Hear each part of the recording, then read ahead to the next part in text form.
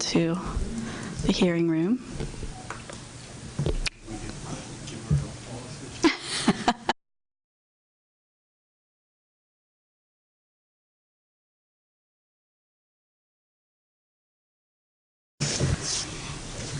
We'll at least start with the preliminaries and get started here. Good morning, everyone. My name is Linda Lloyd, and I'm the presiding officer assigned to conduct the public input hearing addressing the Category 4 casino proposed by Mountain View Thoroughbred Racing Association doing business as Hollywood Casino at Penn National.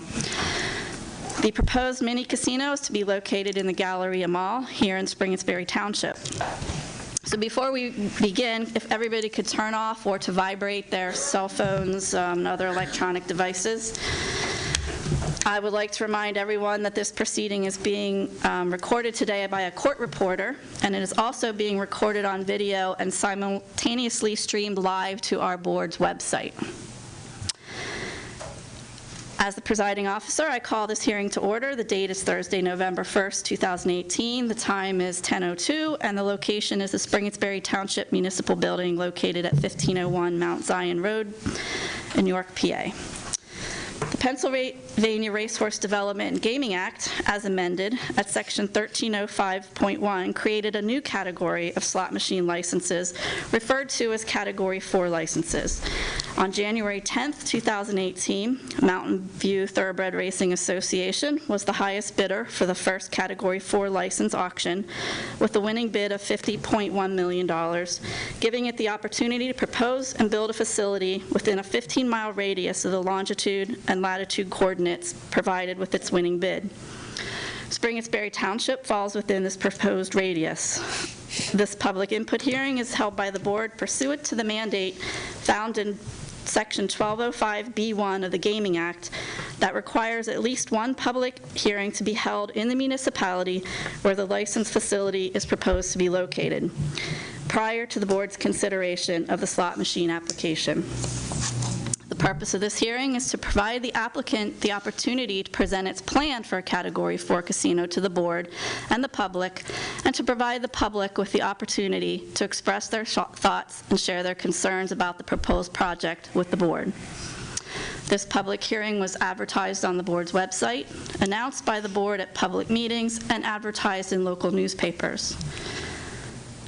Today we have several members of the board present with us for the hearing today. To my immediate left is Chairman Barish and Commissioner Reitzel, and to my right is Commissioner Santoni and Commissioner Mandarino. The order of speakers today is as follows. Penn National will have about 45 minutes to make its presentation of its proposed project. We will then hear from those who have registered to speak today. Elected officials will have 30 minutes to speak, community representatives will have 10, and individuals will have 3. Each speaker should begin their remarks by stating and spelling their name, and if speaking on behalf of an entity, the name of the entity. All public speakers will be sworn in as a group before the start of the public comment portion of the hearing.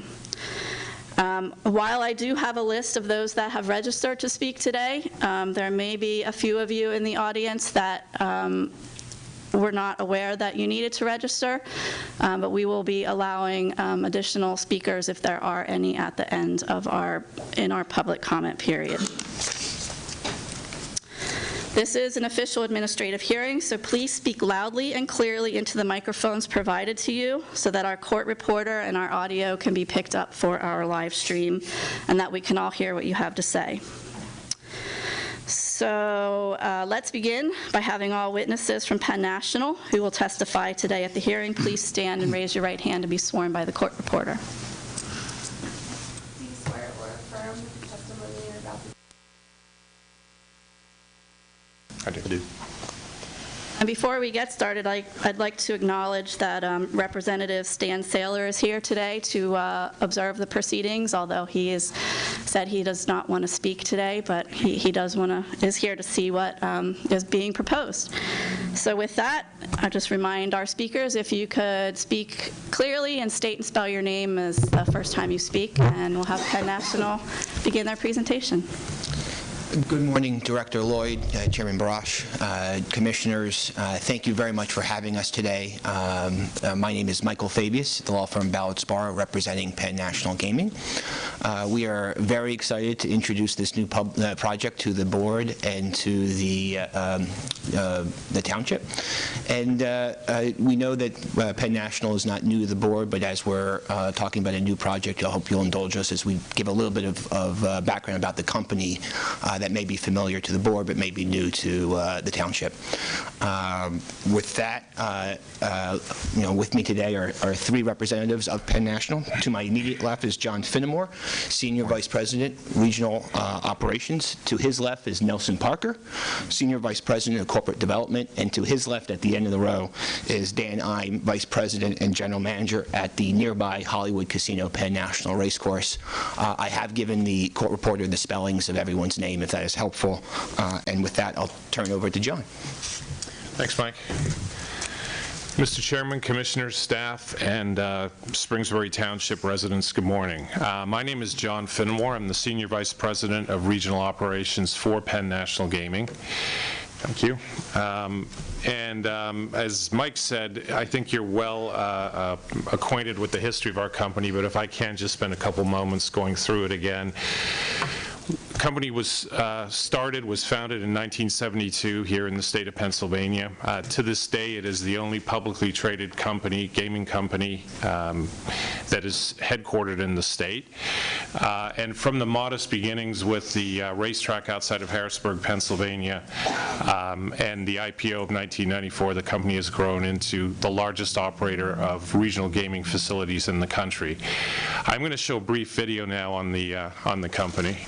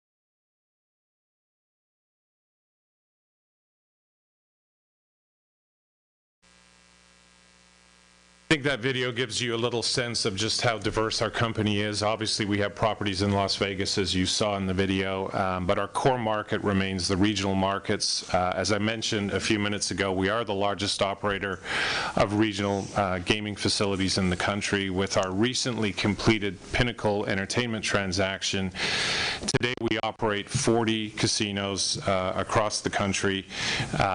We project annual revenues in excess of $5 billion. And we have 30,000 employees throughout our system. In fact, we're essentially one transaction away from becoming a Fortune 500 company. So again, from the humble beginnings in 1972 nearby in Grantville, Pennsylvania, this company has become a very large operator, very large company. And we're very proud of that. We're also very proud of the fact that we are the largest operator of pari-mutuel facilities in the country as well. The map in front of you just shows our geographic diversity, which is absolutely a strength of the company, and all the states in which we're represented. And you can see our corporate headquarters to this day remains in Wyomissing, Pennsylvania. And there it is, our home base.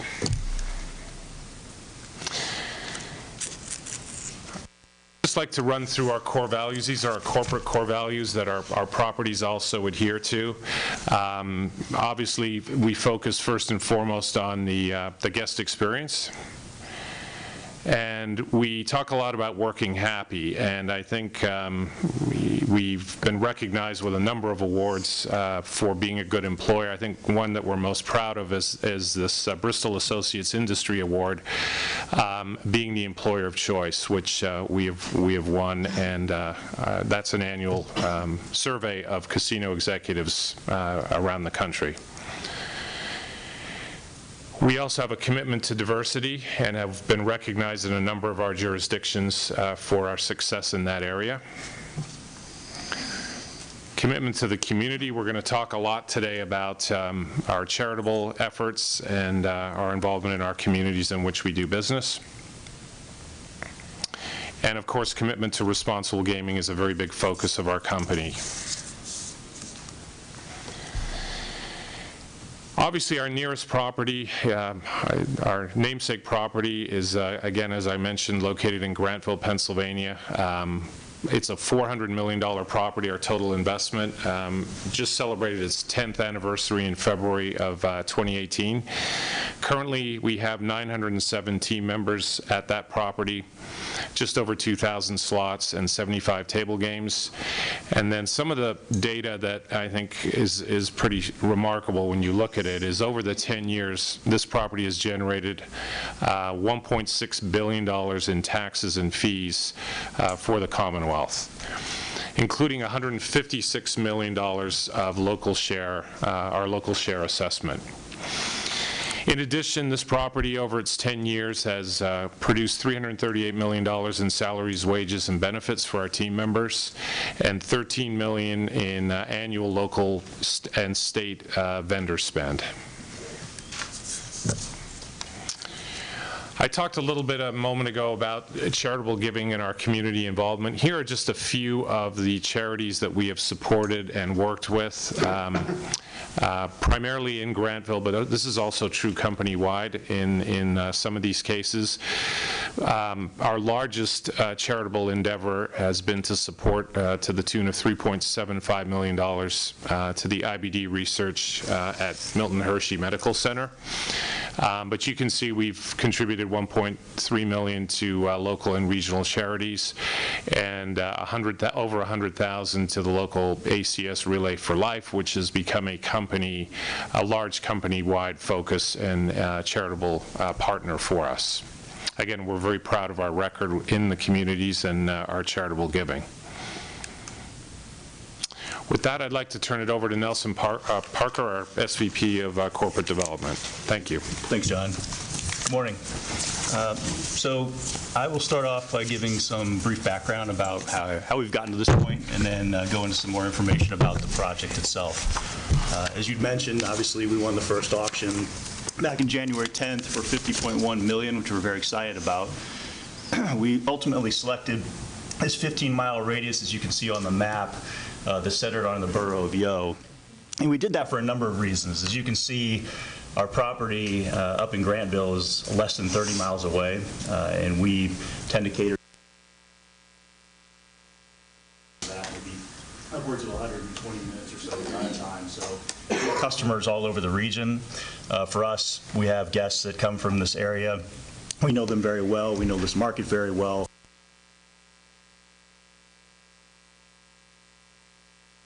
Because we really like this 8330 corridor because we think it's just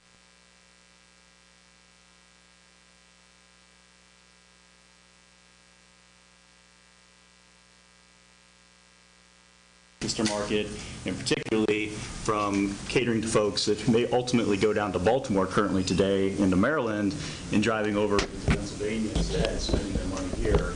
We think there's an opportunity potentially. Excellent. Is that better? Okay. So we think there's a great opportunity in this area particularly. So beyond that, I feel like I've probably looked at every field and strip mall and grocery store in this area for the last 4 or 5 months. But we ultimately chose the York Galleria, and we really like the story around this particular location. I mean, the location is great. I mean, it's got great infrastructure right along 30, which is a main artery that traverses the county, if you will. The road system, which I'll show you in a moment, around the Galleria, I think is second to none. Visibility. Certainly, parking is a big thing we'll talk about more. It has all the characteristics of those things that we'd like to see for a facility. And then there's an adaptive reuse story. And so you have a mall that's arguably struggling. We've seen them lose 2 of their primary anchor tenants with the Bon-Tons and the Sears very recently, loss of jobs. It could use a shot in the arm. And so we think instead of building something from scratch, this is a good story for us to come in and make an investment, which will hopefully be a catalyst to reinventing this mall. Which is not unique. It's not just this mall. I mean, this mall has been around for a long time, and I think it's because of its location as to why. You see this all over the country, in fact, and you see a lot of new entertainment uses being brought into these types of malls, and so we really think that we can help reinvigorate that and bring in other development and reinvestment for this township. So a little bit on the project overview. We have $120 million budgeted for this project. That includes everything. So that includes the $50.1 million for the license fee that we bid originally in January. It includes the $2.5 million that we will be paying for the table games license, obviously construction and fit out, equipping the facility, and so on and so forth. We've chosen what was formerly the Sears anchor, which again I'll show you some more information on in a moment. We are using the lower level of that facility. It's a 2-story mall, and so it's 80,000 square feet in total that we have identified here. While we're obviously have the ability to open with more 750 slot machines and 30 table games, we're only going to open with 500 slot machines and 24 table games. Again, I think we want to see how the market receives the facility.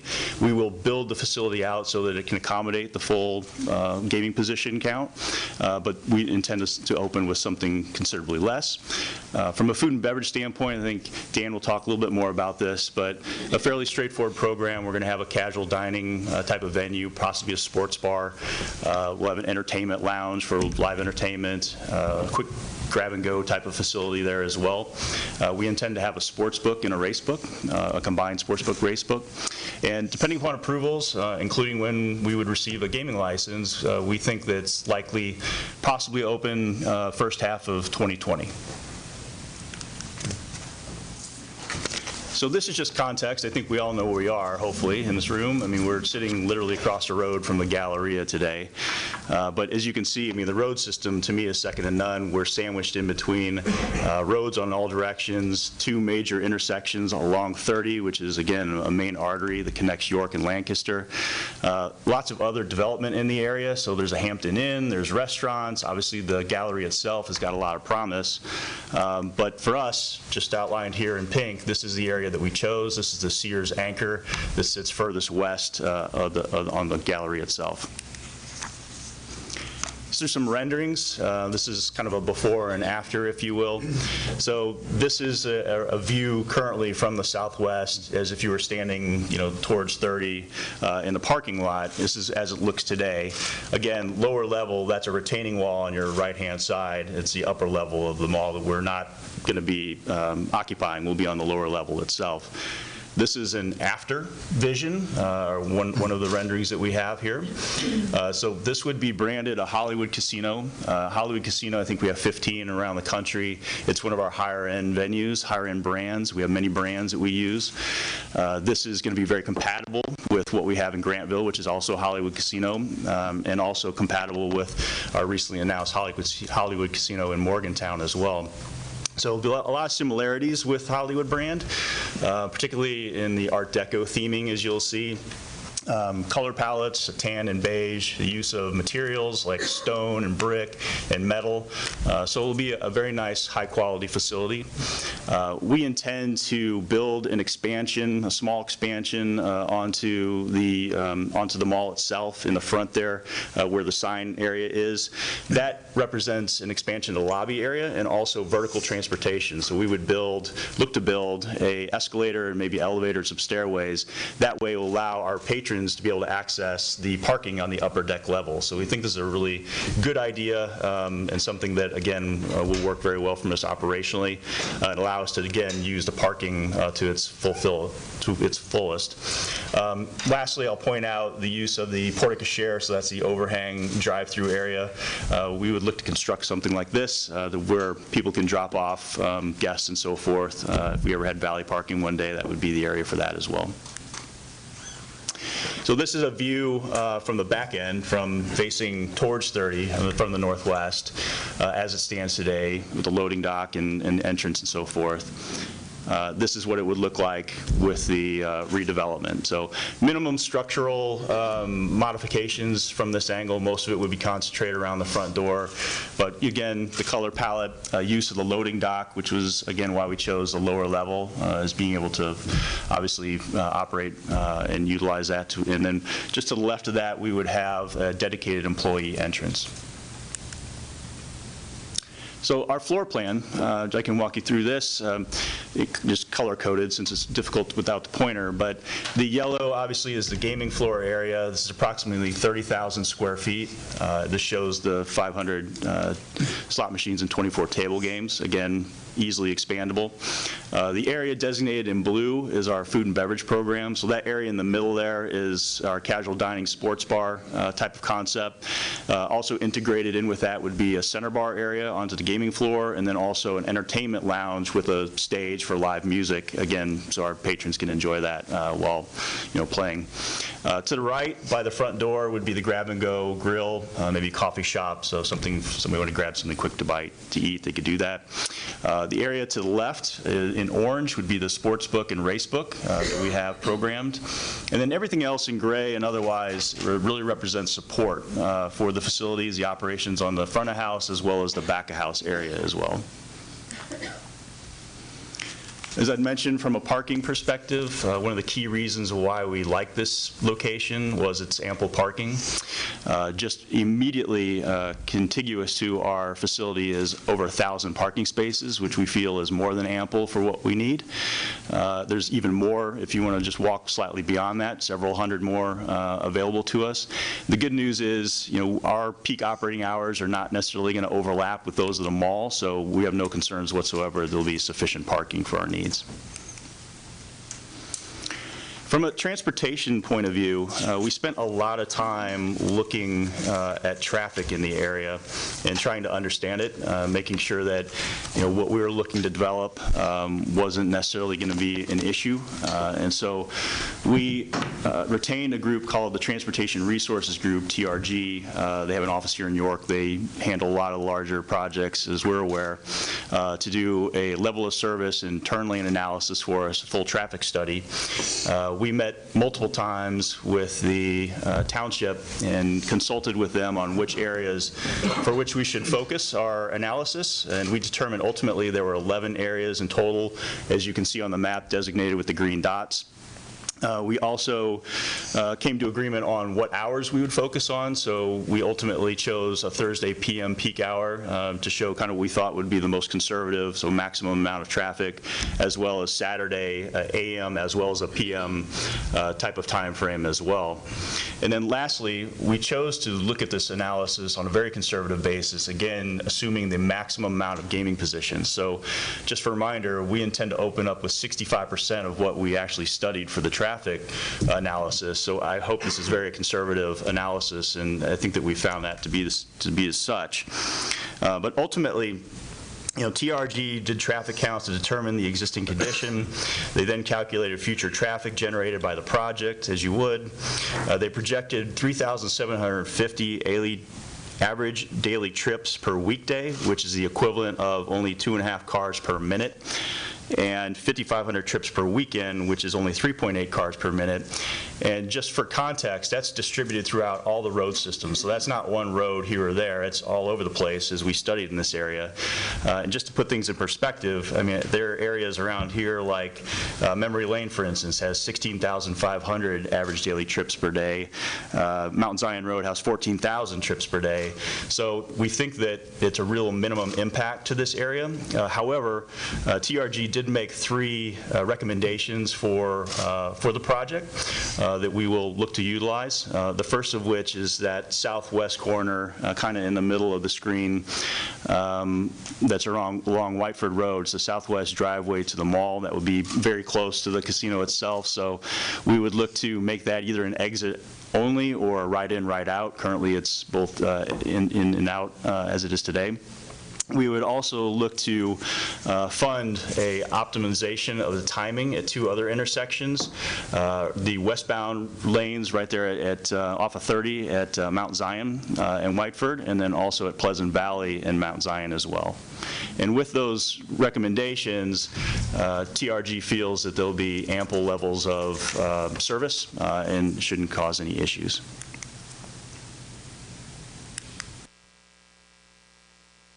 In addition, we also looked at other possible negative impacts with respect to the development. So utilities, obviously a big thing. We want to make sure there's ample resources and availability capacity for any utilities we need. So we looked at everything from sewer service, which the township provides. It appears there's ample capacity. We understand we have to acquire some EDUs, which we've budgeted for, and will do so.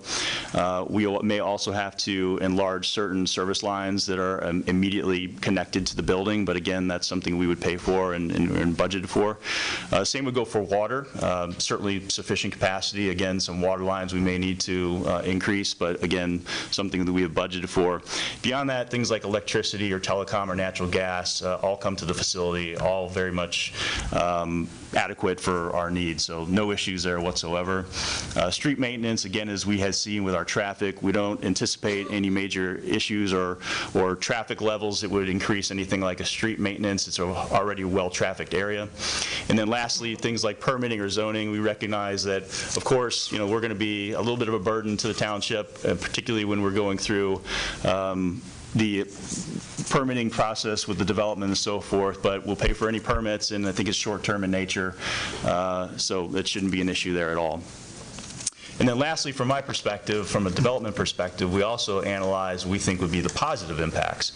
And so we retained a group called eConsult out of Philadelphia that does economic impact studies. I worked with in the past rather. And conducted a study based on, we think, 75 direct construction jobs we'll be creating for this project with $36 million of direct upfront construction expenditures. And along with that, if you factor in things like the direct, indirect, and induced positive impacts, which stems from the multiplier or ripple effect, if you will, of purchased goods and services and spending of earnings by employees related to this project, you will see a project creating over $40 million in economic activity for Springettsbury, 271 jobs, nearly $60 million for the county and 400 jobs, and nearly $70 million for Pennsylvania and 440 jobs. So fairly substantial. There's sundry other income taxes and so forth that will also benefit the township to the tune of close to another $1 million. And with that, I will pass this on to my colleague, Dan.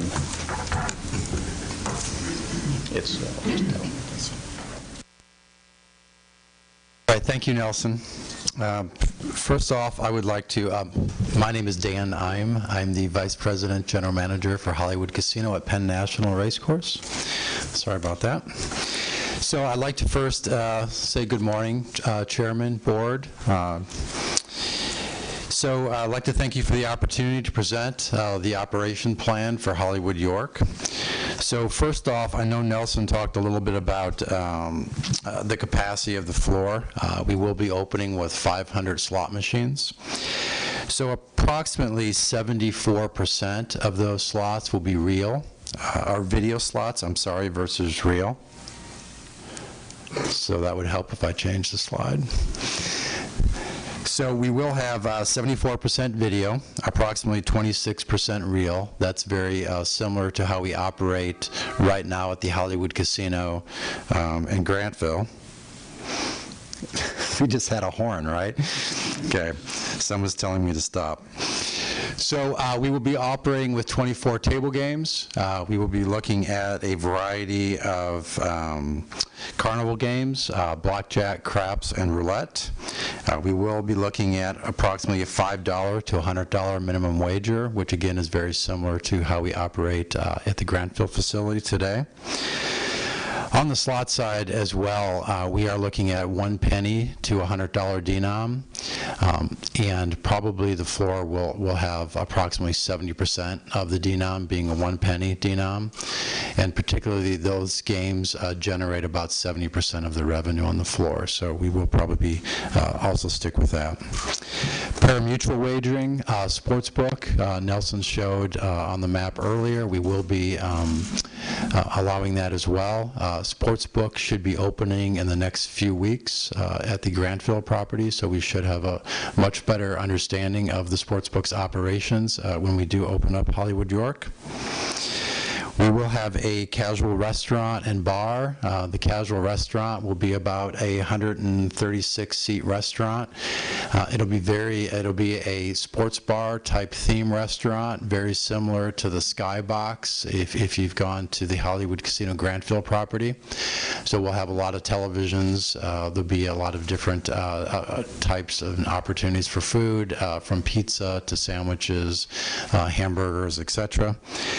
We will have a bar as well, which is will be located also adjacent to the restaurant and next to the lounge, and a small stage. The stage, we will be offering local and regional type free entertainment. That entertainment will probably be on Fridays and Saturdays. A grab-and-go restaurant, which is also similar to a Hollywood and Grind that we have at a lot of our Hollywood-branded facilities. We will offer coffee, hot, cold offerings to go, as well as lunch favorites.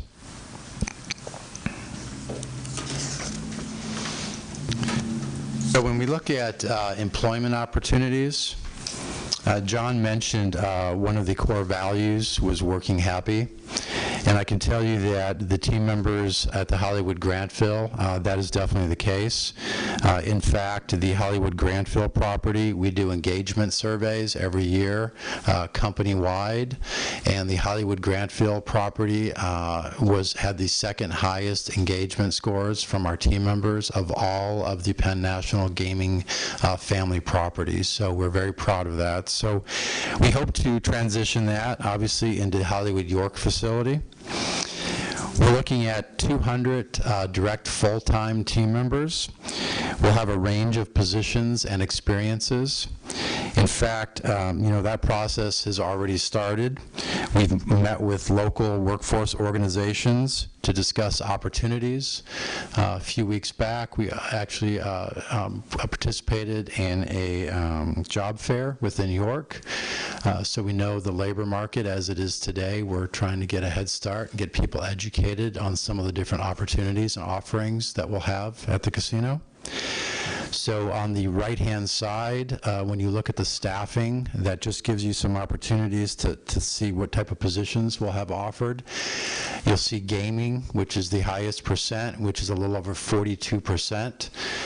That will offer positions in table games as dealers, slots, as techs, as ambassadors, as well as the next biggest is 22.7%, which is food and beverage. That will be frontline staff, including cocktails, cashiers, servers, and we'll also have culinary staff involved. So that's kind of the general makeup of the positions that we'll be looking for.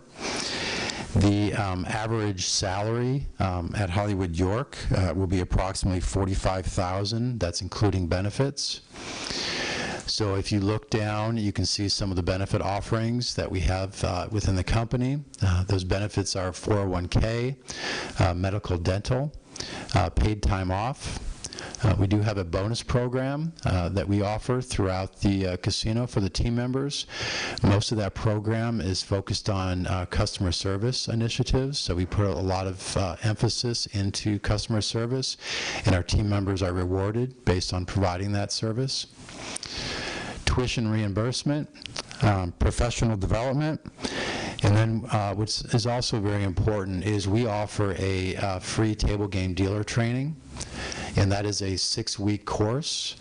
It allows people an opportunity to get into a very well-paying position without having any dealer experience at all.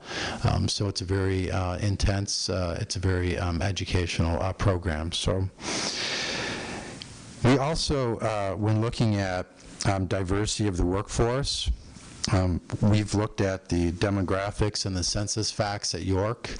I guess I can give you an idea of where we are right now in Grantville, which really emulates what is happening in that market as far as the census facts. So we believe York will be very similar.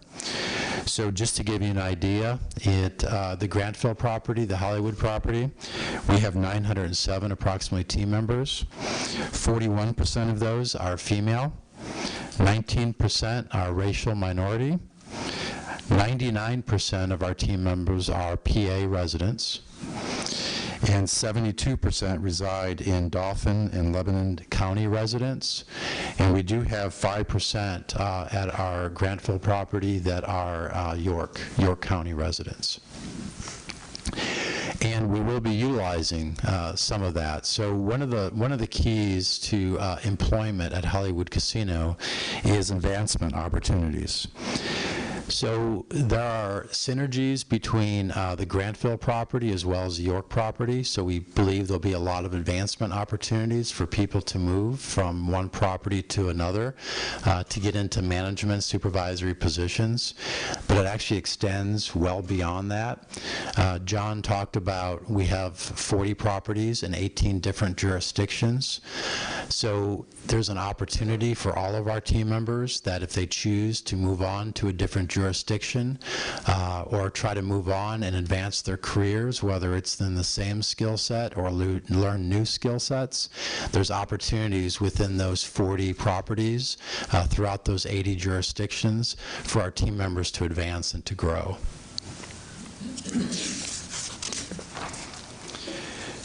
So looking at our social responsibility, one of the foundations to our operations is our social responsibility, and we do take that very seriously. So responsible gaming, it really starts with training and education. So we talked about the 200 team members that we're looking at onboarding. Training is provided upon new hire for every single individual that comes on board. We also have annual training thereafter. We conduct quarterly roundtable, which are knowledge checks. Those quarterly roundtables are done throughout all of our departments, as well as daily pre-shift discussions. So most of our team members have pre-shifts before going onto the gaming floor, and these are great opportunities for us to discuss and continue the education process on responsible gaming. We have a state-of-the-art ID verification system, which is used at all of our main entrances, which is the Veridox. Mainly that system is used to check IDs for underage and look for false IDs. We do check anybody's ID who looks to be under the age of 30. And one of the programs that we offered in Grantville that we'll continue to offer because it's been very successful for us is the 100 for 100 Days program. And what that program is it's really our commitment to monitor and keep underage people off the gaming floor. So for every 100 days we go without having a minor that enters the floor, each of our officers are given $100. And so far from that program, we've paid out over $95,000 to our officers. So it's a nice incentive, nice bonus to make sure that they watch those front doors. And then you'll see Know Your Limit.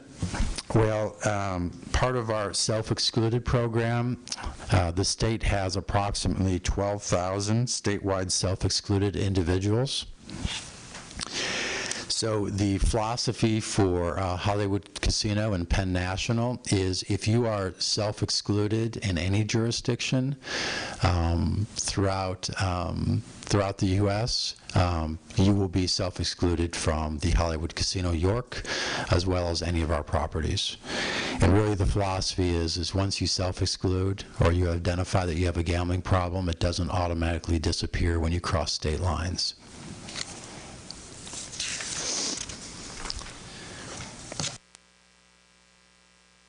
We're very proud of providing direct and indirect contributions to the township, county, and the Commonwealth. Nelson showed you a slide earlier and talked a little bit about the development economic impact. So you can see up on the screen, this is the operational economic impact. This is for direct and indirect one-time impacts as well as upon stabilization.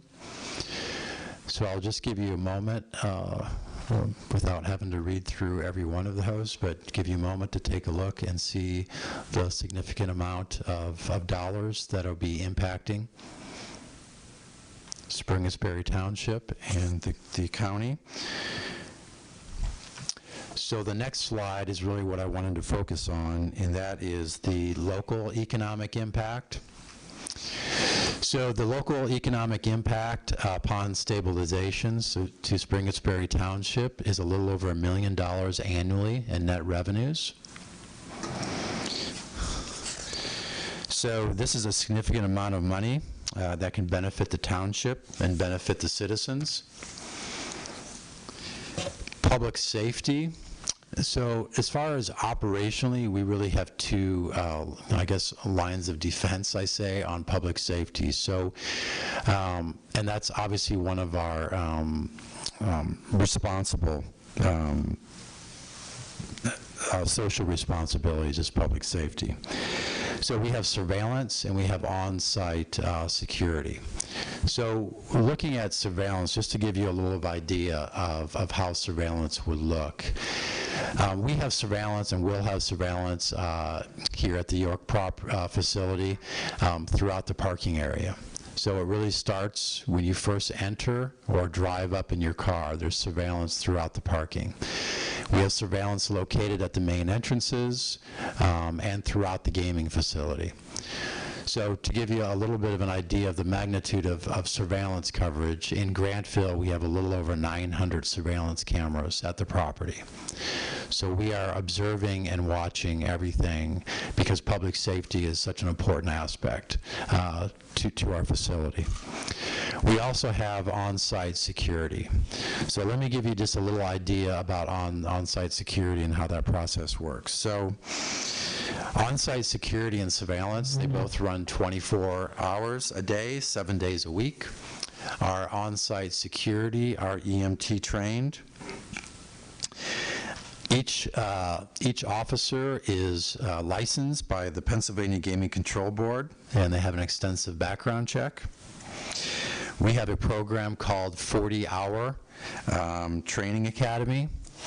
And in that academy, we identify training for fraudulent IDs, impaired training, safety hazard identification, and underage identification.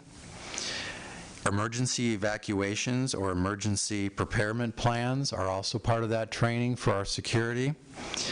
We have security officers that are at every location. We have security officers that roam throughout the facility, and even as important, there'll be security officers roaming the parking lots within the York facility as part of our public safety program. Public safety as it relates to Springersbury Township. We've had the opportunity to already meet with Police Chief Stump and Fire Chief Hoff in Springersbury Township. And we've discussed some of the public safety issues as it relates to police, fire, and EMS. We also conducted through ESI a study, and the study shows that there's very minimal impact as relates to any economic impact related to police, fire, or EMS. So to give you some ideas, the study indicates that approximately the police can expect 4 additional calls per month. Fire is expected to receive approximately 1.5 additional calls per month, and EMS also 1.5 additional calls per month. When looking at existing tourism, we've also had the opportunity, our Penn National Gaming staff, as well as our corporate office, has had the opportunity to meet with the York County Convention and Visitors Bureau, York Revelation, and York Expo to discuss opportunities. And we look forward to discussing more opportunities as partnerships to drive visitation to both Springettsbury and York County. We also look forward to partnering with marketing opportunities and initiatives as we start looking at whether it's car giveaways or at the Grantville property, we just gave away a Harley Davidson. So those are also other opportunities to partner with the local economy.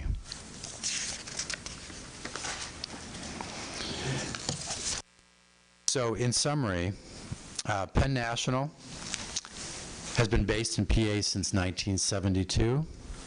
We've grown to the largest regional gaming operator in the U.S. We've operated the Hollywood Casino Grantville since 2008 for 10 years and have been in York since 1995.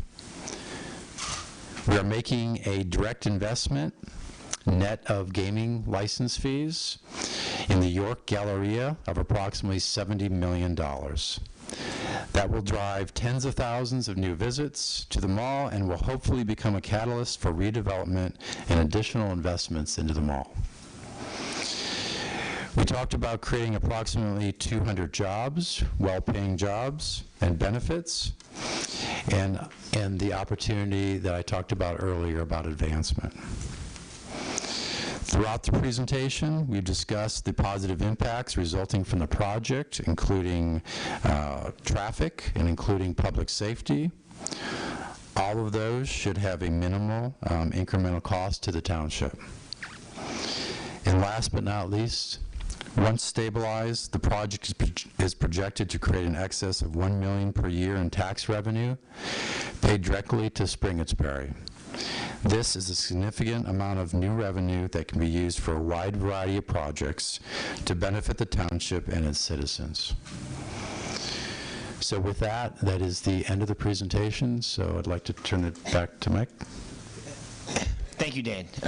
With that, we'd, as a housekeeping measure, just ask that the presentation and the transcript from today be included as part of the application and the record, and that concludes our presentation. I believe we might have one question from one of the commissioners. Thank you. Questions, but I'll try to be brief. With regard to your traffic recommendations that you came to, what was not clear to me is whether those recommendations were the consultant's recommendations or the consultant's recommendations discussed and agreed upon with the local municipality. So I can address that. Nelson Parker. In fairness, those are our consultant's recommendations. We have consulted with the township, but to be honest, I mean, we need to probably have a further discussion around what ultimately, they have ideas around based on those findings. With regard to the entrances, when I looked at the floor plan, there was a lot of focus on the front entrance from the lower level, and maybe I misunderstood the discussion about the escalator, but is there an intention for there to be some sort of entrance or some sort of access that gets you down to from the mall end of the building? So we intend to construct a vertical transportation, if you will, escalator that will get you from the exterior of the upper level to the lobby of the casino itself. We have intentionally not created a direct access to the mall because we wanted one central area for security purposes as its primary entrance, and particularly because of minors and so forth. We're very focused on that. So we have an entrance that's specifically for employees and then the primary entrance for our guests. But if I am a business in the mall, for lack of, or a potential business in the mall, the ability for ingress and egress at some point to feed off of each other is there, is what I understood. So you have to go outside, but for sure. And I mean, the idea is that we're going to be driving a ton of traffic, people, if you will, to the mall. So it's going to spill over. They're not just going to come to the casino and leave. They're going to obviously enjoy other types of entertainment or stores or retail, restaurants or whatever it may be at the mall itself. And then my last question was on the one of the last slides that talked about local impact. And Mr. Imes, I think you concentrated on all but the one that I was like, how do you impact housing? What were you imagining when you talked about the local impact of positive things that were going to be affected, and housing was one of the three in that list, or whomever? I think the housing reference is usually, with respect to these kind of studies, is there going to be a need for a significant amount of new housing as it pertains to new employment that you're creating? And I think our study has found that there's sufficient housing in the marketplace. The 200 jobs we're creating, we expect to employ within a local economy, and so therefore we do not see a burden on, housing market, if you will. Thank you. Thank you, Madam Chair. One follow-up question. Talking about egress and ingress from the mall, where the existing internal entry point would be into Sears, into the rest of the mall, that's going to be blocked? The wall itself that's currently there, where you can pass through what's the existing Sears or was Sears into the mall, correct. There will be no physical connection. In other words, just looking at this in terms of restaurants or things that might feed off of you, if somebody wanted to put a restaurant in the mall, to get to the casino, they wouldn't be able to walk through the mall and in through the former opening of Sears into your mall. They'd have to go outside and around. And again, that was deliberate. We're out of concern over security and, again, minors in the area. From an operations point of view, obviously it's more efficient to have less points of entry. So yes, you would physically have to walk outside, either on the lower level or in the upper level, and into the mall itself. What is on the second floor, not the parking, but the retail space that's above you? What's there? Presently, nothing. It's vacant. It was the Sears itself was 2 stories. Yeah, that's what I thought. So there's nothing there, and I believe the owner of the mall is actually here and may speak, so he can maybe tell you what their plans are for the rest of the mall. But right now, it's vacant space. Thank you very much.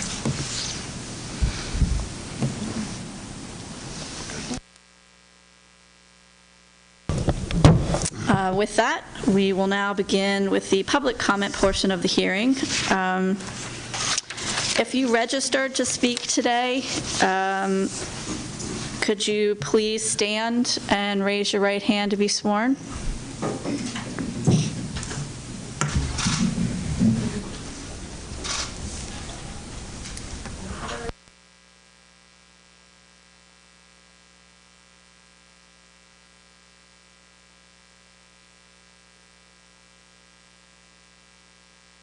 I will remind you of your time limits. Those elected officials who will be speaking will have about 30 minutes, community group representatives 10 minutes, and individuals 3 minutes.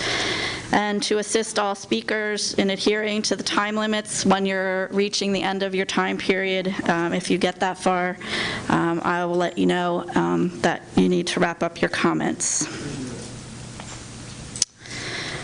So when I call your name, if you could come up to the podium here to speak, I will remind you to speak into the microphone and state and spell your name for the record before you begin.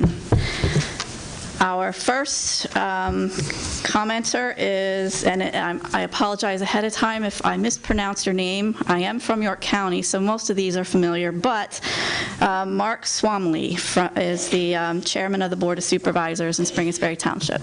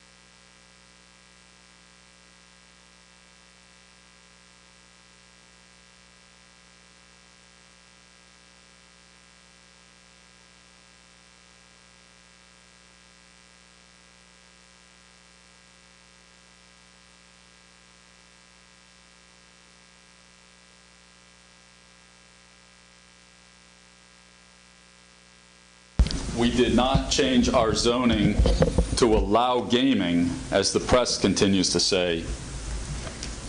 Instead, we changed it to limit it to the zones that we had control over. The media also reports that Supervisor Nace resigned from the board shortly after the opt-in vote. The truth is, his resignation came almost 7 months after the vote because he had sold his house and moved out of Springettsbury Township, and he was required by law to resign from the board on the day that he signed on his house sale.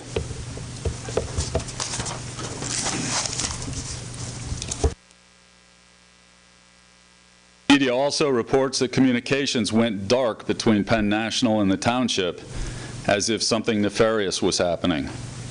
My understanding was that Penn National was in their due diligence period during that time, and we had no expectation of communications. At least I had none. During this time, we held hearings on the zoning changes that we had proposed and held public comment. While some people turned out in the township to attend the hearings, many of them not from Springettsbury itself, but from the surrounding area, and were vocal against the casino, I received mostly positive comments. In fact, almost everyone that approached me outside of the township, out in my daily life, whether it's in the grocery store or telephone calls at my home or whatever, were all positive for the casino. So when I take a look at the position that I present, I take a look at the interests of the constituents that I am representing. We ultimately voted for the zoning changes that staff recommended. So my reasoning for speaking in support of the casino today largely reflects and echoes the sentiments of the majority who have approached me who favor the casino. The casino, as we've seen from the earlier presentation, will bring construction jobs over the 12 to 18 months that will be in effect, somewhere in the range of 75, I think we saw in the slides.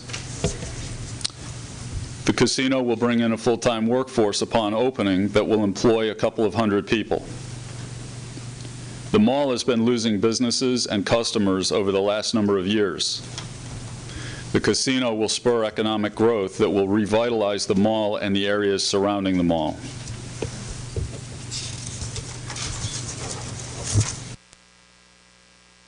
The township, we just sat through several planning sessions to take a look at our future.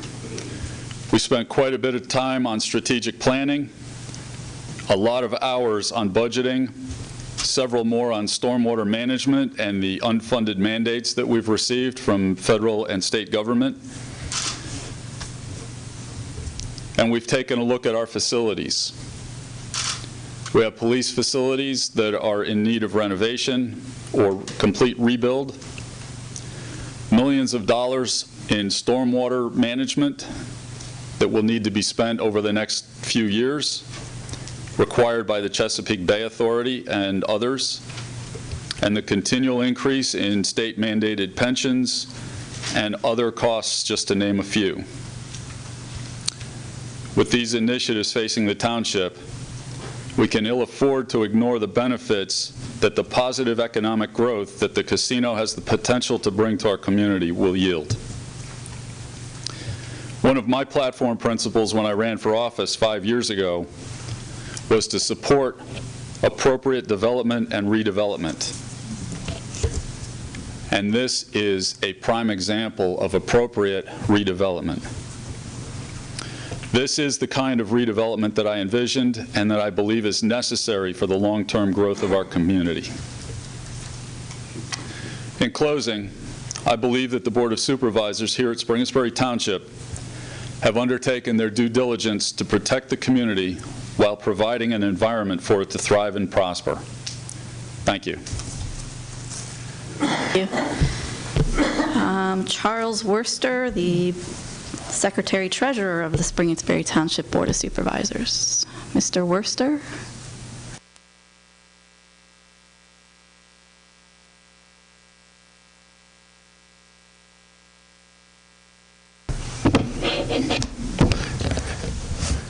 Good morning. I am Charles Worster, and I have provided the stenographer a correct spelling of my name. I'm a member of the Board of Supervisors at Spring-Sperry Township, and I reside here at 418 Grant Drive in York. Good morning, members of the Pennsylvania Gaming Control Board. Thank you for convening this hearing here in Spring-Sperry Township today. As an elected municipal official, I find it important that you hear from members of the community on this matter of granting a new Category 4 mini casino license in York County. Thank you for this opportunity to speak to you today on behalf of the citizens of Spring-Sperry Township. I point out that the thoughts expressed that follow are my own. That is to say, I speak as a member of the Township Board of Supervisors, not on behalf of the 5-member board collectively. After serving Spring-Sperry Township as a member of the Parks and Recreation Board and Planning Commission, I was elected to the Board of Supervisors in 2017. It was late in my campaign for supervisor that Governor Wolf signed House Bill 271 into law, which authorized the creation of 10 Category 4 slot machine licenses. Up to that moment, Spring-Sperry Township zoning ordinance did not provide any guidance for a casino within township borders. I understand the decision of the previous Board of Supervisors to opt out in December 2017 was in part because there was no zoning provisions for casinos in the township. Up until this new legislation became law, a casino in Spring-Sperry Township was not legally possible. After the law, the township was not ready from a zoning ordinance perspective to open the door to a new casino. As I took office in 2018, the major question before me was, do the residents of Spring-Sperry Township want a casino? Relatedly, I needed to understand for myself the pros and cons of such an establishment in our community. Where would it be located? What were the social and economic impacts of a mini casino locally?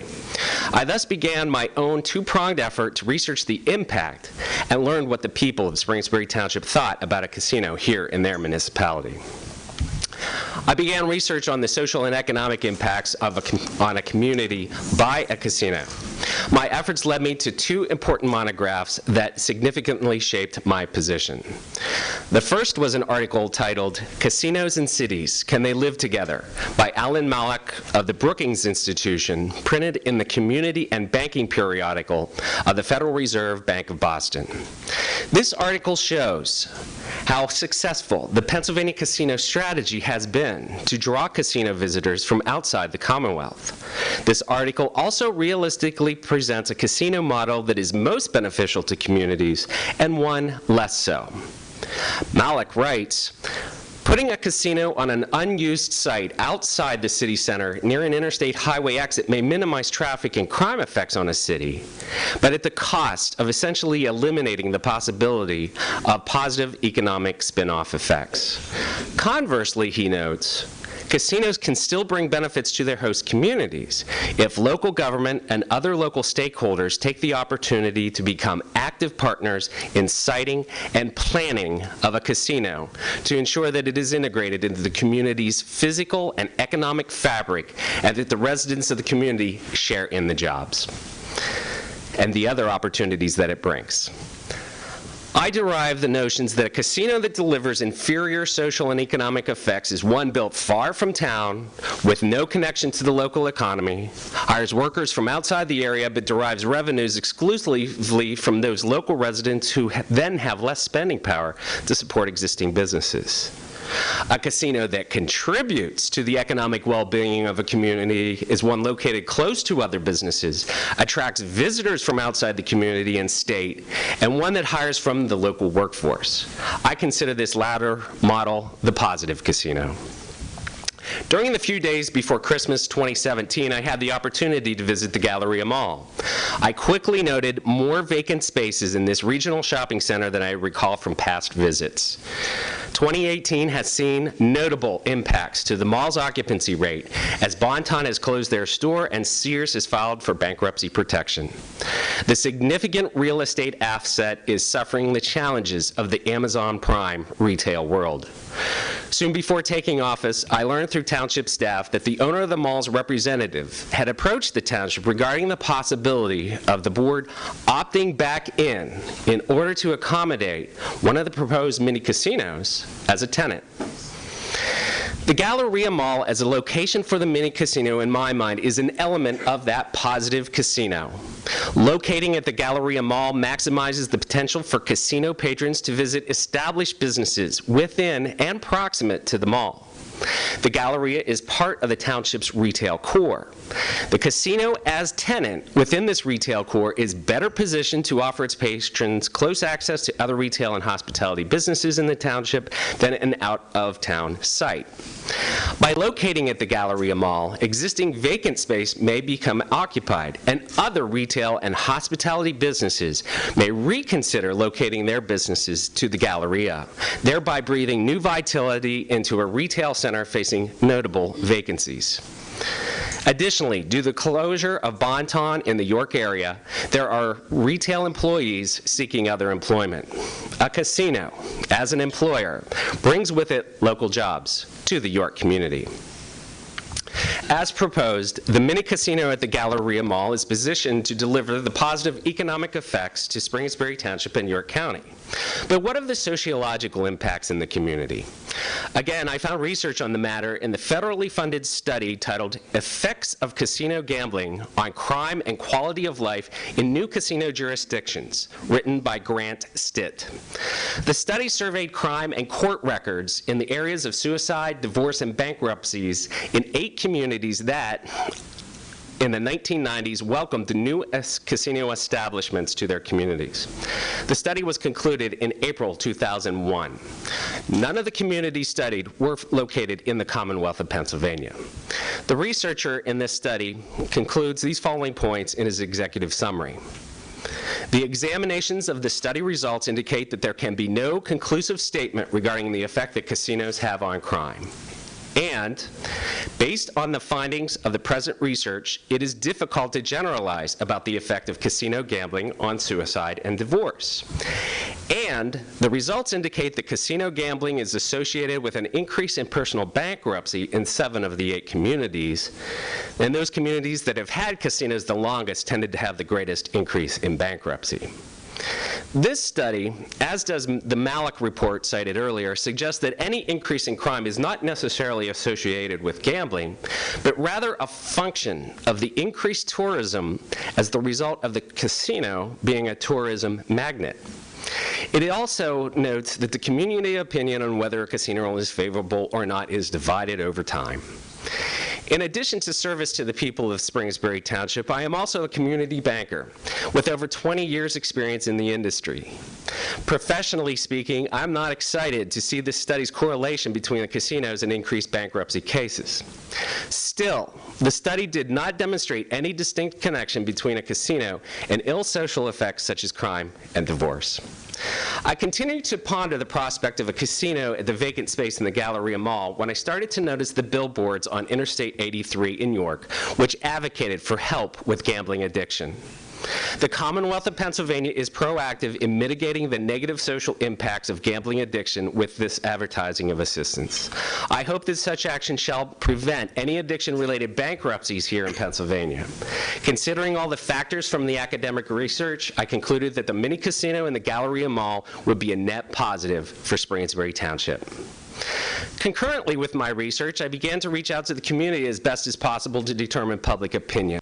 Through social media conversations with friends, outreach to recently active campaign committee members, and talking to fellow churchgoers, industry professionals, service club members, fellow employees, and acquaintances, I uncovered a surprising level of passion one way on this issue. Many of the people I spoke with were ardent supporters of a casino in Spring-Sperry Township. While all the feedback I obtained ranged from this ardent support to some uncertainty to some opposition, it was clear that the most vocal persons I encountered supported or strongly supported the casino, while fewer wanted more information or did not support hosting this type of business. I firmly believe that the 4-to-1 vote by the current Board of Supervisors earlier this year to opt in is representative of the opinion of the community relative to the casino coming to Spring-Sperry. Since then, I continue to personally receive positive support for the decision to welcome a casino to the Galleria Mall. I do recognize that there are citizens opposed to this project. At the township's public hearing relative to the proposed zoning changes necessary to accommodate a casino, certain citizens expressed their concerns. I've considered these concerns and their comments as well. However, I perceive there is a majority of community support willing to welcome a mini casino to the Galleria Mall. The township moved forward with adopting the needed zoning changes necessary to accommodate a casino in a manner we felt best for the citizens of Spring-Sperry Township. In late summer, Penn National Gaming, Inc. announced that it would locate a Category 4 casino in the former Sears location at the Galleria Mall. Since the announcement, I continue to receive positive support for the casino as a member of the Spring-Sperry business community.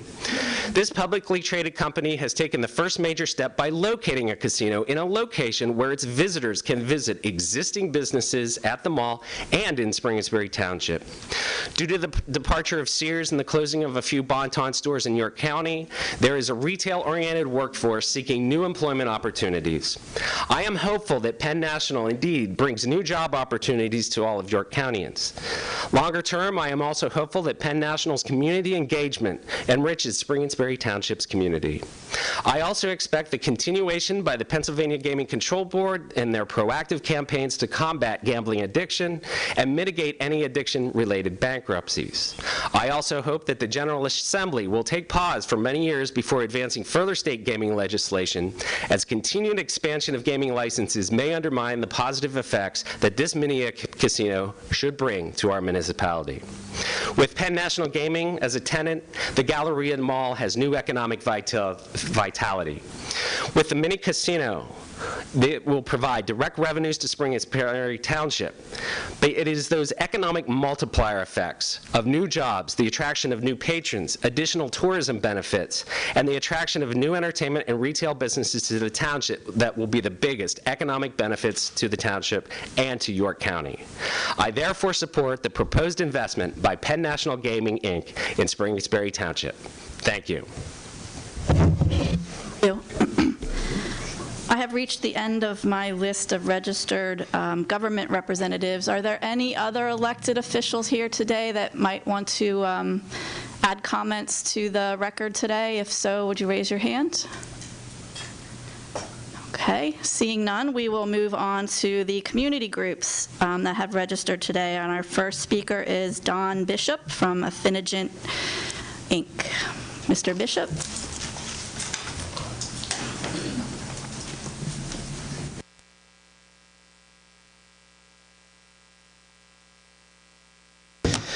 Thank you very much. My name is Don Bishop, B-I-S-H-O-P, and I'm here representing the Spring-Sperry Business Association. I've been associated with the Spring-Sperry Business Association since its inception about 23 years ago. And first of all, the Spring-Sperry Business Association has never taken a position on any specific project in the township, and that's not going to change today. But I will tell you a few things about our position on economic development and the kinds of things that we are in favor of in Spring-Sperry Township and the kinds of things that we're opposed to. Just by way of background, I personally have been a resident in this township for over 30 years, raised my family here, my son and my grandson lived here, currently live here, and I do own a business in the township and have for over 20 years. The Spring-Sperry Business Association, our primary mission is to promote economic development in the community in any way that we can. We generally are very active in working with the local government to decrease local government's involvement in business as much as possible. But in the case of regulated industries, that situation's a little bit different, and we do work very closely with the local government here to make sure that we have local regulations that encourage businesses and encourage the right kinds of businesses. I would note that businesses, and especially small businesses, but all business, tend to be agents of change in our community, and that's something that we encourage. We're generally out in front doing new things, and I think what you're discussing here today represents one of those. I know that there's a great bit of discussion in the community about some of the social issues related to this particular application. I've been around this community for a long time, and we've had opposition to a great many things over the years. Even, I'm reminded today, the Galleria Mall itself was the subject of significant opposition when it was originally built. In this specific situation, when I listen to the conversations that I hear about this facility coming here, I'm reminded of the situation a number of years ago when Spring and Sperry Township was asked by York County to be the home of a methadone clinic in this community. And we heard significant opposition to that as something that was unknown and confusing and scary to a great many people. And nobody else in York County wanted it in their community.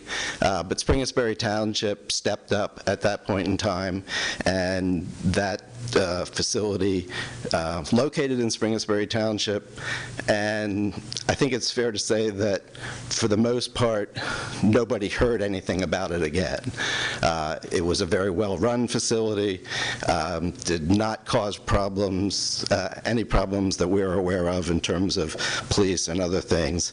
And I think one of the points of that is that, from my point of view, Spring and Sperry Township is an extremely well-run community.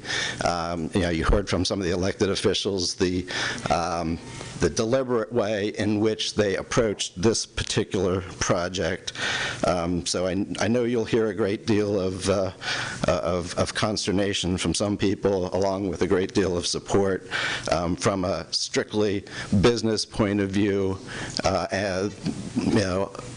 We are, as an association, in favor of all reasonable economic development, and specifically from what I've heard today, this appears to be a very reasonable economic development project that I personally am in favor of. So, thank you very much. Thank you. Kevin Schreiber from the York County Economic Alliance. How's everyone doing today? Morning. Thank you, Commissioners. Again, my name is Kevin Schreiber, Kevin, Schrei, B as in boy, ER. I didn't have to look at that to spell it. I want to thank the Commissioners for joining us in York County today. I'd like to thank the Township for hosting, and certainly the members from Penn National Gaming for their testimony. I'd like to thank all the members of the public and the media for coming out today. Wouldn't be doing my job if I didn't say thank you for visiting York County, and encourage all of you to stick around after the hearing and spend some money in York County. We would appreciate that. I'm here today on behalf of the York County Economic Alliance as President and CEO to lend support to Penn National Gaming's proposed Hollywood Casino York Category 4 facility in Spring and Sperry Township. The York County Economic Alliance drives York County's economic growth by leveraging the collaboration, resources, and expertise needed to create sustained prosperity in our county. And this project will have both at one time and long-term economic impact to our local economy. Penn National Gaming is certainly no stranger to York County, and Penn National reached out to the York County Economic Alliance shortly after securing the first auction for the Category 4 facility here in the Commonwealth. They have actively engaged with our staff since January regarding potential locations, workforce development, and community partnerships. And the YCEA appreciates their willingness to forge these relationships within the community that well in advance of opening this proposed location. And we're confident that Penn National Gaming will be a beneficial partner in our community well into the future. Evidence that you've heard here today from them, and our primary interest today with respect to our testimony is centered and with respect to the economics of this this proposed casino. As indicated, and I won't belabor a lot of the numbers as you've seen them and heard them repeatedly, but as indicated in the economic impact statement, this project is expected to create $41 million in one-time economic impact to Spring-Springs Township, supporting 271 jobs, $14 million in earnings for those jobs, $59.9 million in impact to York County, supporting 400 jobs, of which $19.8 million in earnings, $68.8 million one-time impact to the Commonwealth, supporting 440 jobs, of which $22.2 million in earnings. Construction for the casino is also expected to generate tax revenues for the Commonwealth for the duration of the project, and it is estimated that that upfront construction is expected to provide in excess of $900,000 in income, sales, and business tax revenues. And as you are all well aware, as we rattle off these numbers in the millions, with commas, zeros, it is often seems very lofty, and it is very easy to hear these numbers and disassociate from them. But to the contrary, behind these numbers, behind these dollars are actual individuals. These are York-Countians, these are Pennsylvanians, all earning a livable wage. These are families working in construction, first-time employees building their resumes. These are our neighbors managing the front of house and the floor of the casino on an upward career pathway. So to that end, the ongoing operations of the proposed development are expected to have a significant annual impact on the regional and state economy. Within the first year of operation, as you saw earlier, the economic impact of the casino is expected to represent approximately just shy of $51 million within the township, supporting those 220 jobs, earning $6.7 million ongoing, $72 million throughout York County, supporting 370 jobs, and $12 million in earnings, and just shy of $78 million within the Commonwealth, supporting 400 jobs and $13.6 million in earnings. Ongoing operations of the proposed development are also expected to increase various tax bases and therefore generate tax revenues both to the Commonwealth and to the local community. It's estimated that the ongoing operations are expected to produce in excess of $800,000 in tax revenues for the Commonwealth and nearly $1 million a year to the local government per year. This economic impact includes new income and business taxes from the direct, indirect, and induced economic activity generated by this proposed development. And as with many counties in Pennsylvania, there is an ever-present awareness and certain sensitivity to property taxes. And the primary way, until the legislature should make any changes to it, the primary way for a local government, county government, or school district to maintain those property taxes, meaning not increase them, is by growing and diversifying their tax bases. This will do just that. So Hollywood Casino in York will be a significant new economic engine to Spring-Springs Township and to York County. It will provide the additional boost to our tourism and our hospitality sectors.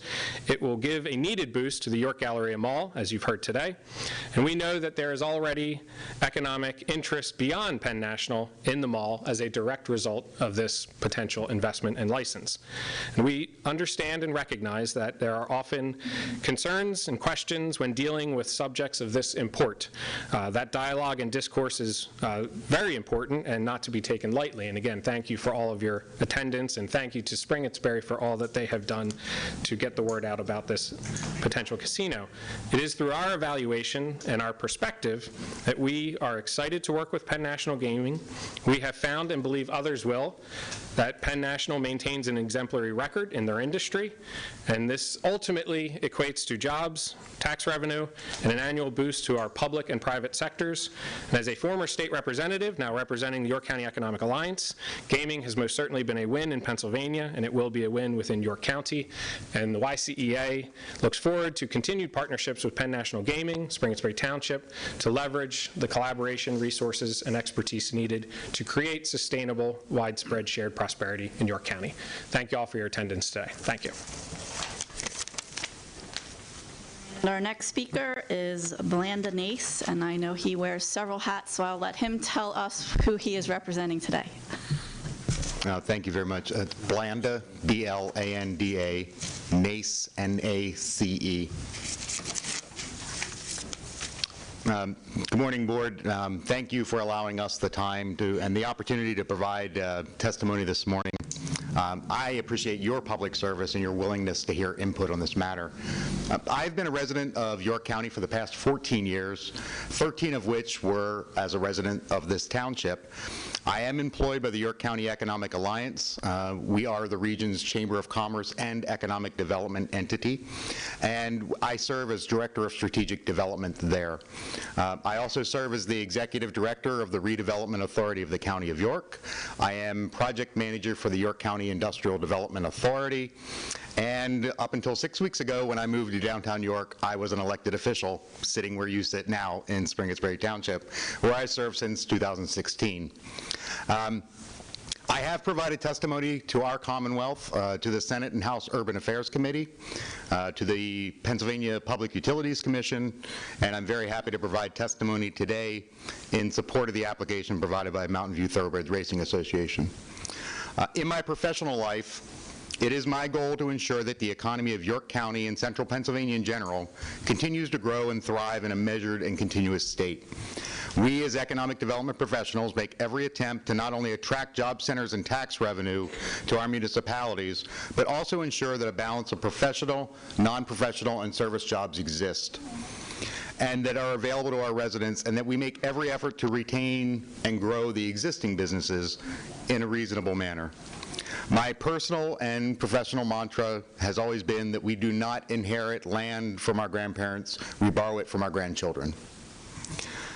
With the passage of Act 42 in October 30th of 2017, the Commonwealth Legislature and the administration amended Title IV by adding Section 1305. Particularly Section 1305.1.A.1, which allowed a municipality the option to prohibit Category 4 facilities as long as the local legislation was passed by each municipality by December 31st of that same year. That allowed for less than 60 days for a municipality and its leadership to determine if its residents are in favor of such legislation, but also to explore the legality of zoning and placement of such type facility in the different zoning districts, and to vote and enact such an opt-out provision within the confines of already publicly advertised meetings. Because the Category 4 facility never existed and was never defined in this Commonwealth, there were few, if any, municipalities who were prepared to determine how such a facility would be able to be legally located.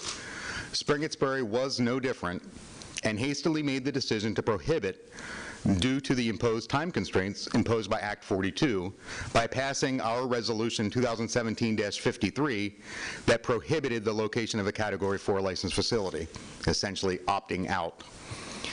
On January 2nd of 2018, as an elected township supervisor, I personally made the motion to, quote, direct the Spring-It's-Berry Township Planning Commission and staff to explore the definition of gaming or mini casino and its potential location and its use by right or special exception, or however the Planning Commission views best, end quote. This directive was intended to allow a study of the placement of such a facility such that it would be located appropriately in the township with minimal impacts to existing homes, existing families, and existing zoning. At the February 8th Board of Supervisors meeting, I made another motion related to Act 42, which was, quote, authorize staff to circulate the draft text zoning amendment, which would allow a gaming facility as defined and licensed by the Commonwealth and would delineate its allowed location within the township. Only after these two directives and motions were approved and passed did I then introduce Resolution 2018-30, which rescinded 2017-53, prohibiting the location of a Category 4 facility, and further authorized the township to circulate the proposed zoning text amendments to the Township and County Planning Commission for review and to hold a public hearing on the issue. This public hearing was conducted on July 26, 2018, and on that same night, ordinances 2018-7, -8, and -9 were passed, which amended the township zoning ordinances to define the appropriate locations for gaming facilities as licensed and defined by the Commonwealth within the township. I give you this timeline and details of the approval process to show that municipalities must follow due process and that these resolutions with public input take time and effort by staff, elected officials, and community board and commission volunteers. In my tenure as an elected official in Spring-It's-Berry, we have always taken pride in our diligent and purposeful structure and decision-making process to benefit the growth of our community in a deliberate manner. The imposition of a rapid timeline by the passage of Act 42, allowing just a few weeks for a township to prohibit and define gaming facilities, was unfortunate. And I'm sure that the Gaming Control Board has its own issues with timing and issuance of new licenses. However, I am very proud of this township and its ability to continue to press forward and protect this land which we are borrowing from our grandchildren. I, like many other concerned residents and officials, have researched and read many reports which speak to the pros and cons of gaming facilities. Admittedly, it's sometimes challenging to find unbiased reports. It seems as though every report is either commissioned or paid for by a pro-casino or an anti-casino group.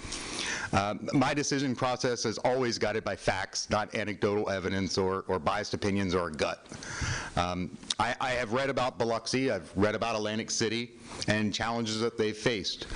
I've researched actual real property values on homes near new casinos, both years before and years after their opening. I myself have read reports on the actual numbers of family, physical, and psychological issues before and after a casino opens in a community. And I have read crime reports and incidents of requests for problem gambling assistance before and after gaming facilities open in an area. I really must commend the Commonwealth and you, this board, for understanding and recognizing that radius restrictions on facilities is so important. Just like any other retail or entertainment venture, oversaturation can have detrimental effects, as we have seen in areas such as Atlantic City and Biloxi. I have not found any detrimental evidence from my own research that would show that the establishment of a Category 4 mini casino in a dying shopping mall next to an interstate in a suburban center is a bad idea. In fact, I believe quite the opposite and strongly support the application being considered today. Our role as elected officials, appointed officials, or economic developers is to set the stage appropriately for growth. It is for the private and publicly traded companies to take risks, invest in that growth, and appropriately profit, or in some unfortunate cases, lose. Our role is not to determine exactly what business should open or close, or to develop shopping centers or amusement parks. The market and the consumers make that decision with their wallets. Our role is to grow our community and our economy, and our community wealth by allowing, supporting, and appropriately regulating these private risks.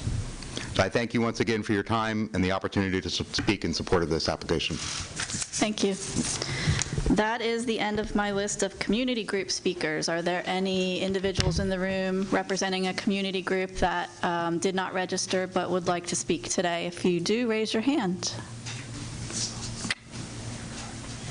I see one hand in the back. Come on up.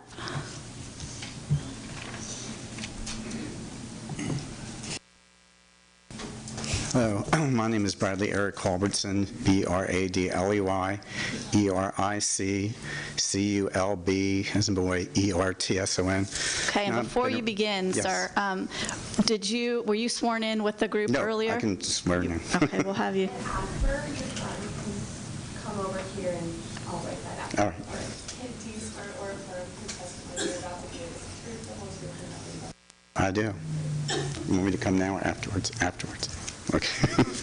All right, so I've been a resident in Springettsbury Township for 26 years, and I was at the zoning meeting. I don't know who knew about the opting in when that decision was made. Most of the community didn't even become aware of that until the I'll zoning interrupt you one more time. What community group are you representing I'm not with the community today? group. I'm just my neighborhood. I'm representing my neighborhood in Springettsbury well then, Township. Do you want me to hold off? Hold off for a minute, and Okay. we'll circle back around to Sorry. you. That's quite all right, sir. But we do want to hear from you. So any other community groups in the audience today would like to speak? Okay, seeing none, we'll move on to our registered individuals. My first registrant was Daniel Hoff. I understand he has opted out to speak today. So we will move on to John Michelle, okay.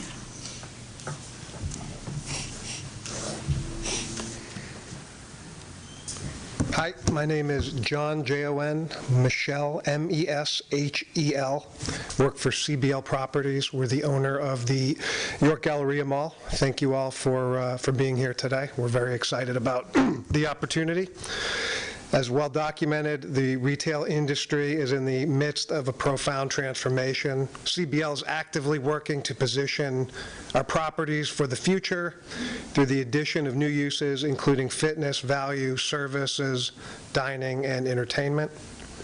York Galleria is well positioned in the marketplace, both from a location access standpoint and as a favored destination to continue to succeed long-term. We have invested considerably in the future of York Galleria with the recent additions of Gold's Gym, H&M, and Marshall's. Proposed casino is consistent with the direction our industry is heading. It is truly the ultimate combination of dining and entertainment. Casino will complement York Galleria's existing merchandising mix and drive new traffic, enhancing sales to both existing and future businesses. We strongly believe that it is in the best interest of the property and the region and will serve as a catalyst for future redevelopment, which could include hotel, additional dining, and other entertainment possibilities.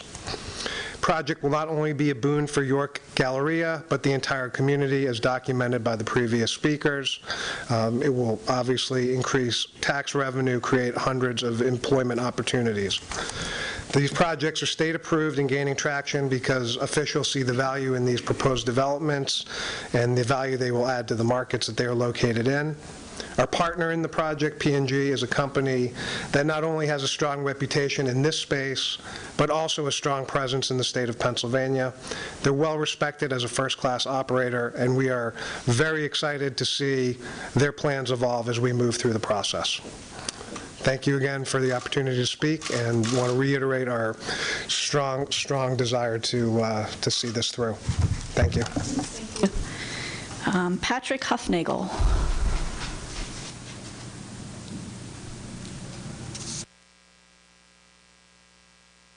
Good morning, Patrick Huffnagel, Huffnagle. I'll tone things down a little bit with just a simple point of view. I don't hunt, I don't fish, I don't play golf, but I do like to go to the casino and have some fun. My sister and I go frequently. We drive up to Grantville. I would love to see a casino closer. I'm 7 minutes from here. I think it would be wonderful. We love the dining, the entertainment, and we always have a good time. So that's pretty much my opinion. Thanks all. Thank you. Pamela Baum.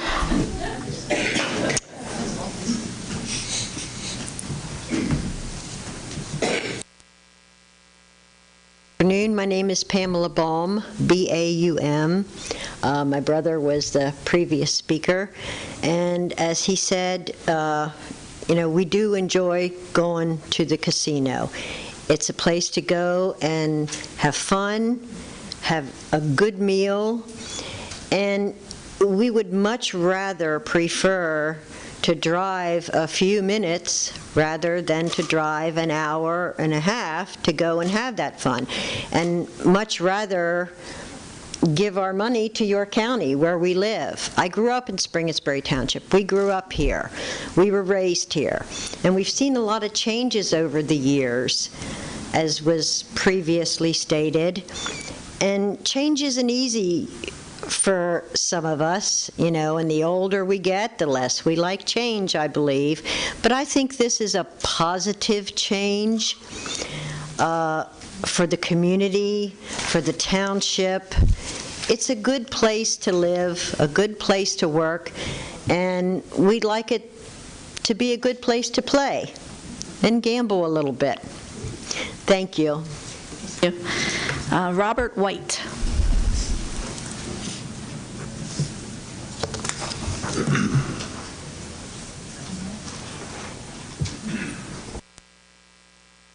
Morning to all. Appreciate the opportunity. Been going to Grantville for quite some time. Really like the casino. The one fallacy that I really have had, and have had many conversations up there, is the smoking policy. Now, I know that's a big deal around the country, and as an older citizen, I think that a new mini casino, which is going to be much smaller than your Grantville, should have a no smoking policy. And I really believe that that would be extra beneficial for us retired folk. And I don't know why in the past that you haven't had a no smoking policy. Maryland and Delaware do absolutely great with no smoking policies in their casinos. If you want to smoke, you go outside. You don't smoke indoors. There's nothing worse, as far as I'm concerned, than to sit at a table or a slot machine and have somebody walk up next to you, sit down, and light up a cigar. Nobody is smoking in here. Nobody smokes in any restaurant or any business probably in the country. And I know especially in Pennsylvania. And I think it's just disgraceful that the board and you all allow smoking to continue. I know you have a non-smoking area in a slot area with table games, but the table games are never open. Never, ever open. 365 days a year, and I've been going up there for 4 years, the non-smoking table games have been open one time that I've been there. Once. And I just think that's disgraceful. And now you're going from a 2,000 slot, I don't know, 75 table games down to how many? 500 slots and 30 or 40 table games. That's going to be such a 25% reduction, and you're still going to allow, and nobody has even talked about it. Everybody's elegant presentations here, and no one has mentioned the health risks of the smoking issue. And that's pretty much what I have to say, so thank you. Thank you. Okay, Mr. Culbertson, come on down.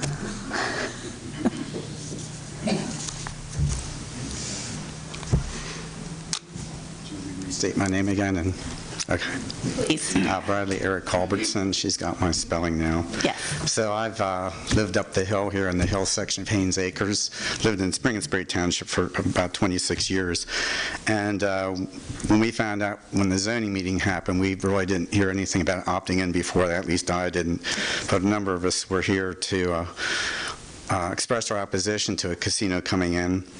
And I went around to my neighbors around my neighborhood, and I have a petition here. I've already faxed it up to you, but I'll just give it to Mark here just so you have it to see that in my little block. I just went around my block, didn't get around to every single dwelling, but I'd say about 80% of my neighborhood, maybe we're an island that on our own up there, but clearly over 80% of the people are opposed to a casino coming into the York Galleria Mall.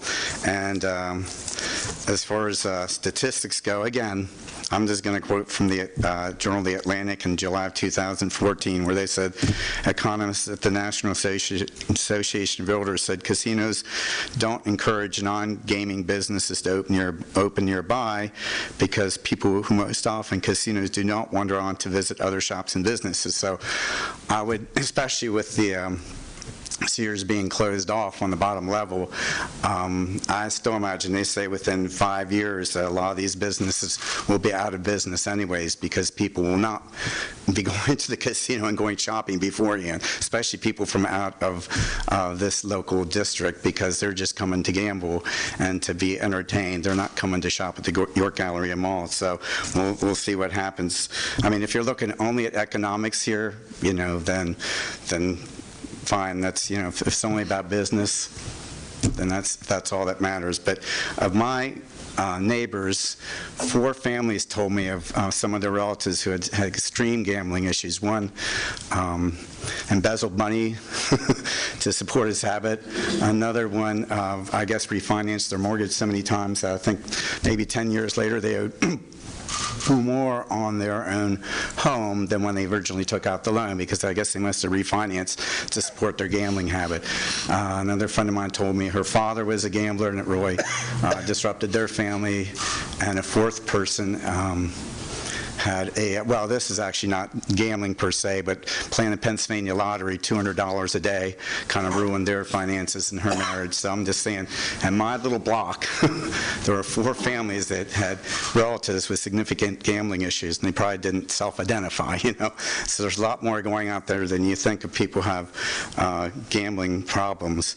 And I don't know how many people call into the 800 number a year. I think you said 12,000 or something are self-identified, but, you know, I'm sure there's many more that have gambling issues, and by the time they call into the 800 number, it's probably too late. So if I'm the only voice here this morning to represent myself and my 38 neighbors that signed, as well as many other people in the community, to oppose coming into this residential area, into the York Gallery Mall, then so be it. So I thank you for your time today. Thank you. I am again at my end of my list, so those who may want to speak, if you raise your hand. I see one hand at least. Okay, we'll start with the woman with the glasses. Come on up. And if you could raise your right hand to be sworn. Do you swear or affirm that the testimony you're about to give is the truth, the whole truth, and nothing but the truth? Hi, my name's Lynn Mehring, M-E-H-R-I-N-G. I live over on Memory Lane, Extended, and will be most impacted by the traffic that will come. But I've had that with the Galleria Mall also, so that's not a real big issue, depending on how much traffic's impacted. But I'm not a big gambler, but I do partay. I've gone to Hollywood a few times, and Foxwood, which has the bus trips, and they have a whole mall. You go in, and it's done very tastefully. It's all open, and they have like outlets, and you walk through it, and like the bottom level of Sears being closed off will hinder the mall because the people will not be able to walk out and go through to visit. And Foxwood's done very well. If you've ever been there to visit it, and that's what I'm assuming this will be when they come. So I'm not really opposed to it. So if people want to gamble, they're going to go no matter where it is. So you might as well leave the money in your county, and hopefully when you get your benefit, you will use it wisely, and it will be helpful for the citizens that their taxes will lower, not go higher, and there was more, but I just forget. And you need to have more money output at your casinos. I hear people talk about that. They don't win enough. So if you want to keep them there, I have a lot of clients that say that, oh, we love to go, but we don't win anything, or, you know, we contribute. So, but that's about all. I just, you know, look out for your people in the neighborhood, but the mall is dying. It needs something. And came here when the mall was being built. And you know, at certain times of the year, we have more traffic. I just don't go out that hour. But I'm right over by Target, and that's the impact both ways. So, but hopefully I've seen they were doing surveys on the road, and it probably put a traffic light. I don't know, with four-way stop signers, your main entrance will be out another way. But you can't close off our road because of the apartments there. So, and that'll be fine as long as you don't do that. So that's all I have to say. Thank you. Thank you. And I noticed a hand of a gentleman to my left. Yeah, coming up, sir.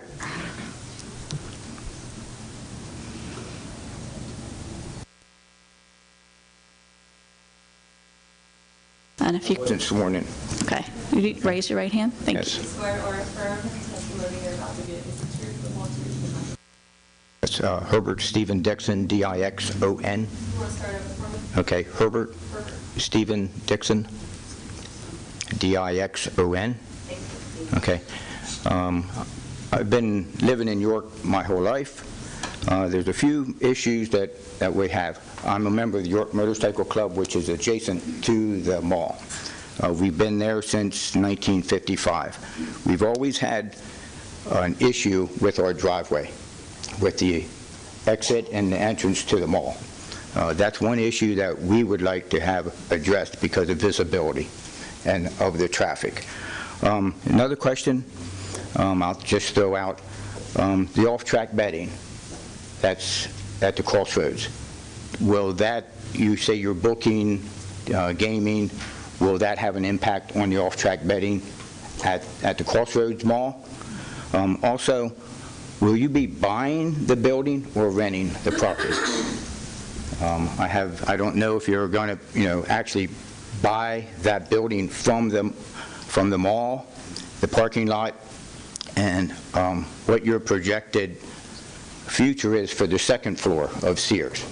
I would, like the other lady said, the entrance to the mall would be advantageous to both parties, the mall plus the gaming, because of access. I go to Live, I've been there. If you're done gambling for a while or you want to take a break, you can leave that, go over to the Bass Pro Shop, all the other shops. So it would be a give and take for both parties if you would open or address the entrance to the mall. Also, you said there was only one entrance proposed. If it was a fair, you have one exit. At least if you have multiple entrance or exits, you would be able to leave. Also, I do gamble. I've been to Vegas. I've been, to a good many places, and I enjoy it. And I've won and I've lost. So, we've all, had that deal.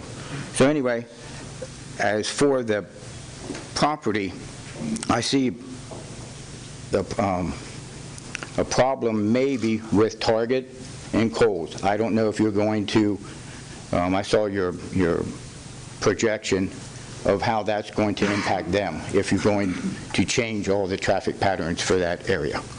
So that's basically all I have to say. Thank you. Thank you. And the gentleman in the doorway, leaning against the doorway, he raised his hand. Come on up.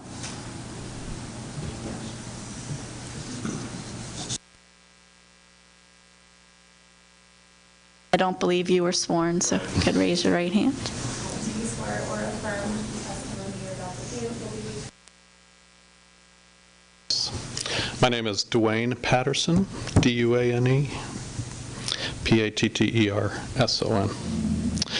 I'd like to start with just a few questions for the panel, clarifying.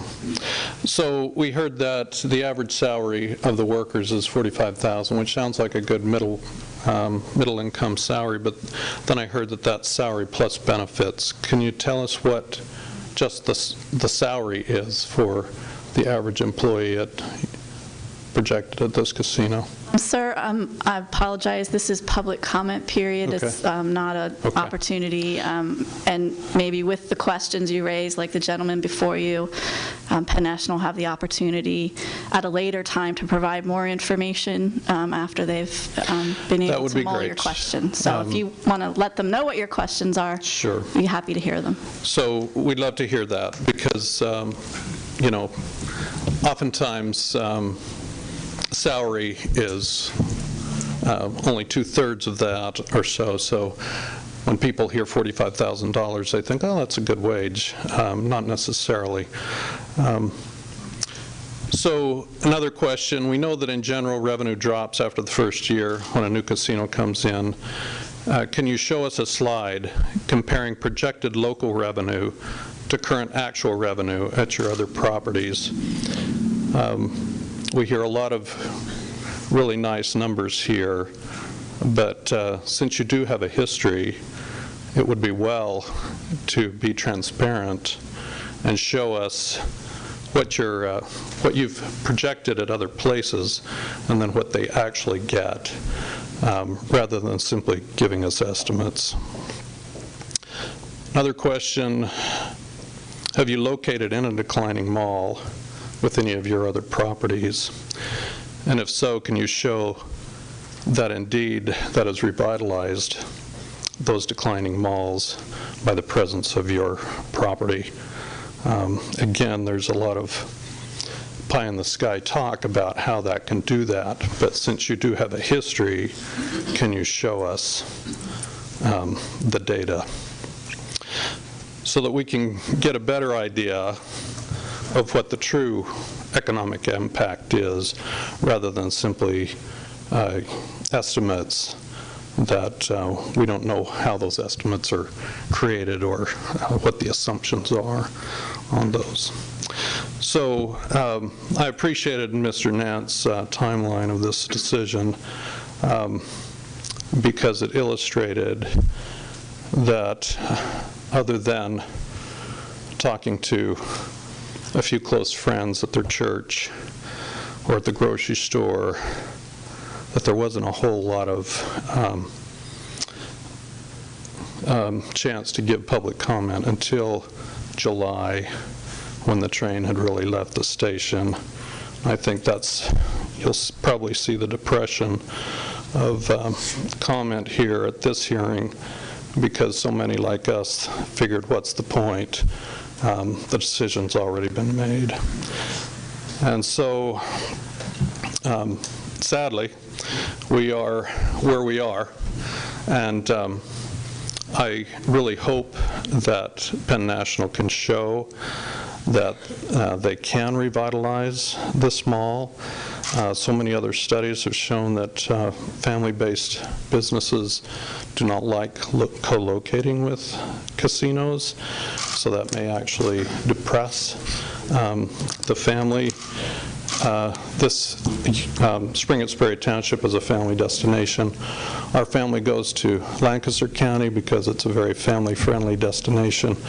With this casino, I think it's just one more element that is going to depress families wanting to visit York County, because there is no really family-based business here.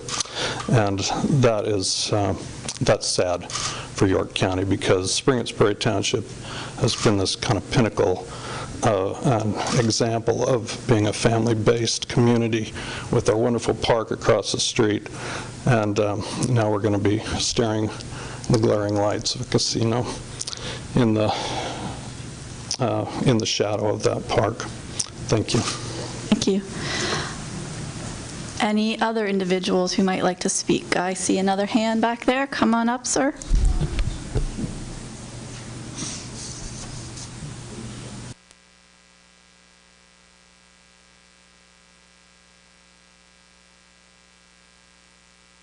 I do, thank you. Name is Stephen Wolf, W-O-L-F. I reside in Ivory Road in Spring at Sperry Township. A couple of observations. I've been a resident of Spring at Sperry Township since 1973, along with my family. And when we first moved here, came with McCrory, we noticed that people came through York County, and they left Lancaster, drove right through York County to Gettysburg. So they enjoyed themselves in Lancaster County in the Amish country, and then they drove right through, because our Chamber of Commerce at that time was not doing a good job in promoting York County, right into Gettysburg.